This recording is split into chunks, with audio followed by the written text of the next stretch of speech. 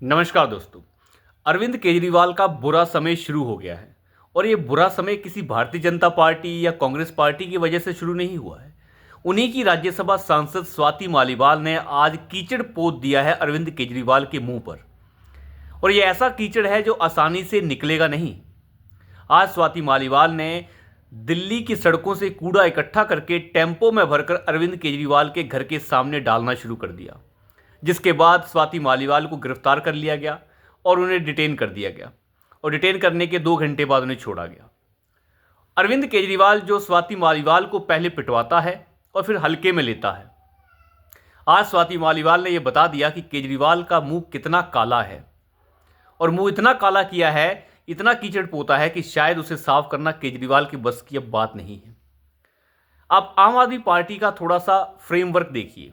आजकल केजरीवाल के बयान कैसे हैं और आम आदमी पार्टी के बयान कैसे हैं। उनका साफ कहना है कि कांग्रेस पार्टी भारतीय जनता पार्टी की बी टीम है। देखिए, बोलने का तरीका देखिए कि भारतीय जनता पार्टी की बी टीम है। यमुना के अंदर जहर मिला दिया गया है। अगर भारतीय जनता पार्टी सत्ता में आ जाएगी तो सारी फ्री की योजनाएं बंद कर देगी। इस तरीके की बातें भला कौन करता है? अब बताइए, इन बातों के मायने क्या है कि भारतीय जनता पार्टी की बी टीम है कांग्रेस, जिसके साथ अभी आप चुनाव मिलकर लड़ रहे थे, आज वो बी टीम बन जाती है भारतीय जनता पार्टी की। क्या कांग्रेस भारतीय जनता पार्टी की बी टीम हो सकती है? कैसी बातें और ऊल जलूल बातें कर रहे हैं ये लोग। और ऊल जलूल बातें करने के पीछे सिर्फ एक ही मकसद है, वो ये है हार दिख रही है सामने। आज अरविंद केजरीवाल ने मुख्य चुनाव आयुक्त उनके ऊपर इतने बड़े आरोप लगा दिए कि वो चुनाव के अंदर पारदर्शिता नहीं रख रहे हैं, वो पक्षपात कर रहे हैं, फलाना कर रहे हैं, धमकाना कर रहे हैं, अगर वो चाहें तो चुनाव लड़ लें। ऐसी अनाप शनाप बातें जो हैं चुनाव आयोग के लिए अरविंद केजरीवाल जैसा चालसाज, चोरुचक्का और डकैत व्यक्ति ही कर सकता है। ऐसी बातें करने के पीछे क्या मायने हैं? जब चुनाव आयोग आपसे सबूत मांग रहा है कि बताओ यमुना के अंदर जहर कहां पर मिलाया गया, कौन से इंजीनियर ने उस जहर को डिटेक्ट किया, कौन से इंजीनियर ने किस जगह के ऊपर उस जहर को डिटेक्ट किया, आपने कौन से उपकरणों से उस जहर का पता लगाया, और यमुना के अंदर जहर मिलाने की जो आप बात कर रहे हैं हरियाणा की सरकार द्वारा, उस जहर को आपने कौन सी मशीनों से डिटेक्ट करके कहां पर पता लगाया? आप बताइए और इसके सबूत दीजिए। तो केजरीवाल ने उसके कोई सबूत नहीं दिए। केजरीवाल ने साफ कह दिया कि अमोनिया ज्यादा बढ़ गया है यमुना के अंदर। लेकिन वहीं पर सीईओ जो हैं जल बोर्ड की, दिल्ली की जल बोर्ड की सीईओ ने यह साफ कहा कि केजरीवाल गलत बयानी कर रहे हैं, ऐसा कुछ नहीं हुआ है। अमोनिया का लेवल सर्दी के दिनों में यमुना में हमेशा ही बढ़ जाता है, क्योंकि यमुना का पानी कम होता है। अमोनिया का लेवल अब भी उतना ही है जितना पहले होता था। बस बात यह है कि यमुना का पानी जब कम हो जाता है तो यमुना के पानी कम होने के कारण अमोनिया का लेवल ऑटोमेटिकली बढ़ जाता है, क्योंकि पानी कम हो गया है। जब पानी ज़्यादा हो जाएगा तो अमोनिया उसमें ज़्यादा घुल जाएगा, तो सीधी सादी बात है, अमोनिया का जो परसेंटेज रेशो की बात करें तो वो कम हो जाएगा, कम पानी में वो रेशो बढ़ जाएगा। इतनी सी बात है। लेकिन इसका मतलब ये बिल्कुल नहीं है कि जहर मिला दिया गया है, और उन्होंने सिरे से इस बातों को खारिज कर दिया। लेकिन केजरीवाल साहब क्या कह रहे थे कि जहर मिला दिया गया है यमुना के पानी में, और भारतीय जनता पार्टी की हरियाणा की सरकार ने मिला दिया है। इतना धूर्त और झूठा व्यक्ति आज तक दिल्ली की राजनीति में, और दिल्ली छोड़िए भारत की राजनीति में नहीं हुआ।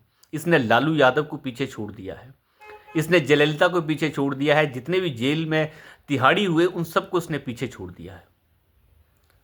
कभी कहते हैं स्वाति मालीवाल जो है वो बी टीम है भारतीय जनता पार्टी की, कभी कांग्रेस बी टीम है भारतीय जनता पार्टी की। इनके पास बोलने के लिए कुछ बचा ही नहीं है। ऐसी अनाप शनाप बातें वही व्यक्ति बोल सकता है जो मानसिक संतुलन खो चुका हो, जिसे अपनी हार सामने दिख रही हो।